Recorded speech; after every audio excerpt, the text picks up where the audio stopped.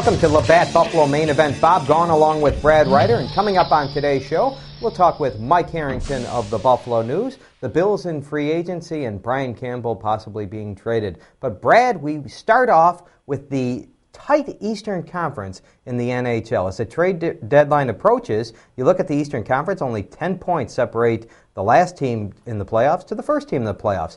What do you make of the Eastern Conference, and are you afraid of anybody? More importantly, it's the tightness between, second place and about 11th or 12th place that is really going to make this trade deadline interesting, because there's no way. It's all about confidence as a general manager. Are you confident that the group that you have, with some minor tweaking, can make a push to get a couple of rounds into the playoffs? And here's one thing I don't buy at this time of year. People start talking about a team and say, well, they can make the playoffs, but they'll go no further than the second round. Really? You can project right now what's going to happen 2 months from now. You don't even know who the opponent's going to be. So people, we'll just use Buffalo as the example, of course, who say, the Sabres, there's no way they get past the second round of the playoffs.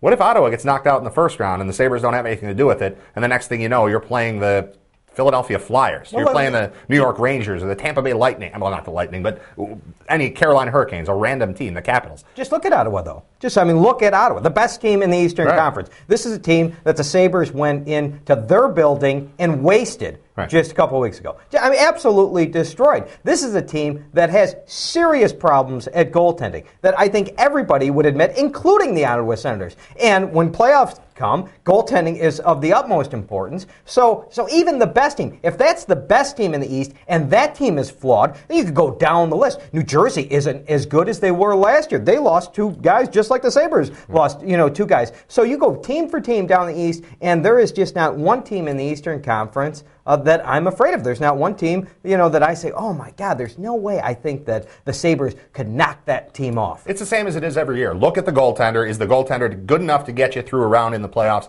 If he is, your goaltender is good enough to get you through the Eastern Conference. If he gets hot at the right time, your power play's clicking, and all the things that need to happen, the Sabres have a goaltender that's good enough to get them through the playoffs.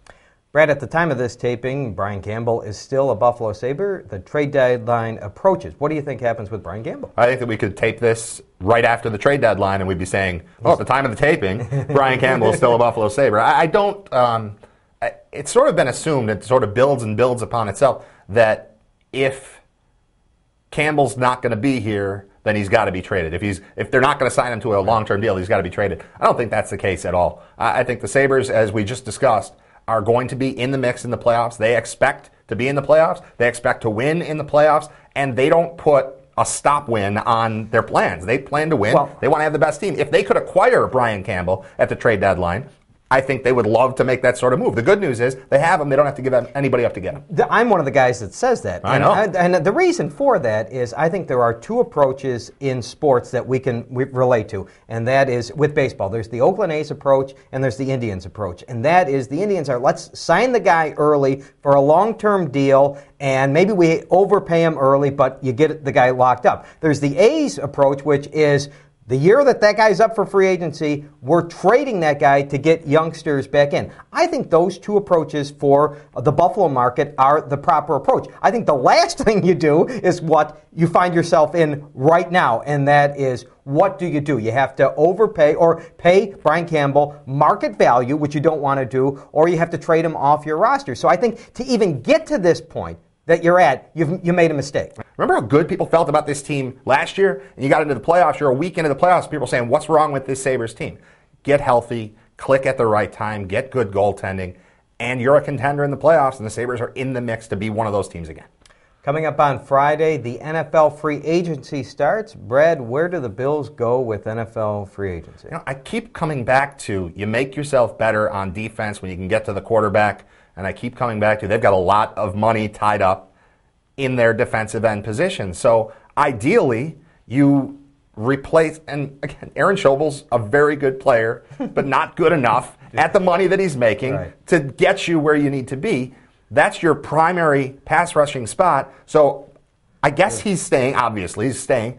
Where else am I getting pass rush? Does that come in the form of an outside linebacker Well, there's four that comes off positions. the edge? Does that come in the form of a left end that replaces Chris Kelsey? Does that come in the draft also? Right. I think is the question. You look at free agency, and there just aren't that many starters out there. Let me give you plan A. This is the best possible scenario for the Buffalo. Yeah, this is. I'm looking forward to it. You should be looking forward to this. Best defensive tackle they get there is Isaac Sopoaga from the San Francisco. He's available? Oh, he's available. I don't know how, but he's available. Okay. Maybe one of the best receivers for the Bills needs Ernest Wilford. Okay. And the best tight end is Eric Johnson. So I tell you, he was New Orleans. So I tell you, the Bills, this is plan A. Got Eric Johnson, they got Ernest Wilford, and they got Isaac Sopoaga. What do you say?